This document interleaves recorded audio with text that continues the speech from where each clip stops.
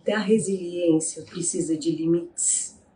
Eu sei que eu sempre falo sobre resiliência, de como é importante que a gente desenvolva a resiliência, porque a resiliência contribui muito para a nossa saúde mental.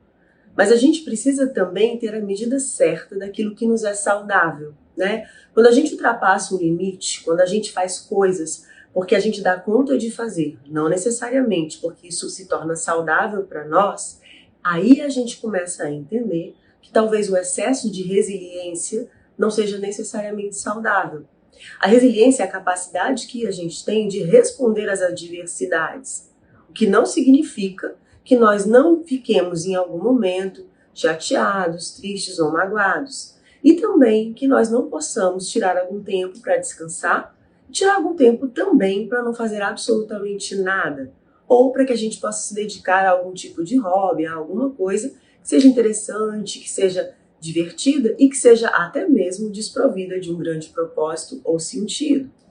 O que eu tenho visto muito ao longo dos meus anos de experiência em consultório é exatamente o fato de que as pessoas que têm uma capacidade de reação muito grande também têm muito pouco controle sobre aquilo que é adequado. Então, por exemplo, se eu suporto trabalhar até as 8 horas da noite, eu trabalho até as 8 horas da noite. Se tem demanda para até as 9 horas da noite, eu sigo fazendo isso. O grande problema é que esse acúmulo prolongado, esse estresse prolongado, em algum momento ele chega para nos cobrar a conta. É quando a gente sente que a gente está produzindo menos. É quando a gente sente que a gente está dando um pouquinho menos conta. É quando a gente sente um pouquinho mais de resistência na hora de levantar da cama. É que a gente precisa se perguntar de fato se esse é o modo adequado de viver. Eu tenho lembrado sempre a importância do estilo de vida como uma forma da gente ter qualidade, da gente ter um envelhecimento saudável, de não comprometer nossa capacidade de atenção, concentração e memória. Então, assim, cada um de nós sabe exatamente qual é a sua equação adequada. Muitas vezes a gente passa boa parte do dia não se perguntando qual é o tempo que a gente precisa para parar, para descansar e para repousar.